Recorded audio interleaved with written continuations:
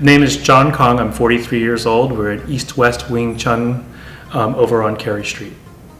Well, I grew up in I was a teenager in the 1980s, and everyone knew that Bruce Lee learned Wing Chun. When I was in high school, I had a friend, and he did a Muay Thai Wing Chun, and so I'd come from a Shaolin background, and he used to beat up on us, so I always wanted to learn Wing Chun. I had just moved to Taiwan from Japan, and I had planned on staying in Taiwan for 3 months, but that first week I was there was a newspaper article about Sifu Lo. And like I said, I always wanted to learn Wing Chun, and here was a chance. I didn't know, actually the article didn't say he was the nephew of Grandmaster Ip Man or anything like that. However, I was like, well, this is the first time in my life I have a little bit of money and I have some time, so I'm going to go and learn this. And so I went there, and 3 months became 3 years because every day was something new, something interesting.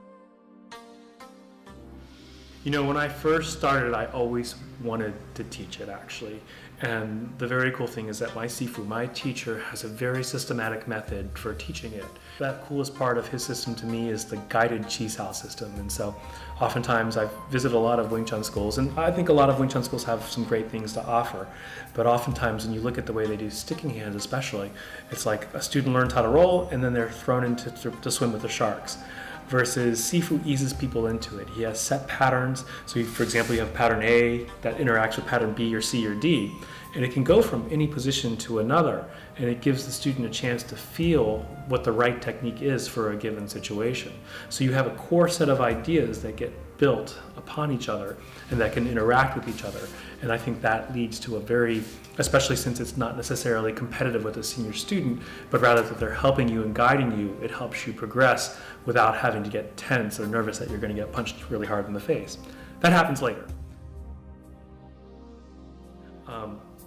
And so that's how it started. I just had a few people. We were on the VCU campus, and we practiced on campus, and people would walk by, people would join up, and it just sort of grew from there. We got an indoor location. We were working out of Aikido in the Fan on Main Street for maybe 3 or 4 years. And then in 2010, I got this place, and then we moved here. When I see people improving, that's one of the things that really motivates me to continue. Sometimes, we can go through a law where people are kind of not progressing the way you'd want them to, but then when they get the light bulb comes on and they make that jump, then it's very, very motivating for me to keep on going with that. Left hand first. Slow it down. We do not necessarily have a strict hierarchy. Obviously we want to respect the teachers of the system, but as a whole, we want people to approach it with a very open mind.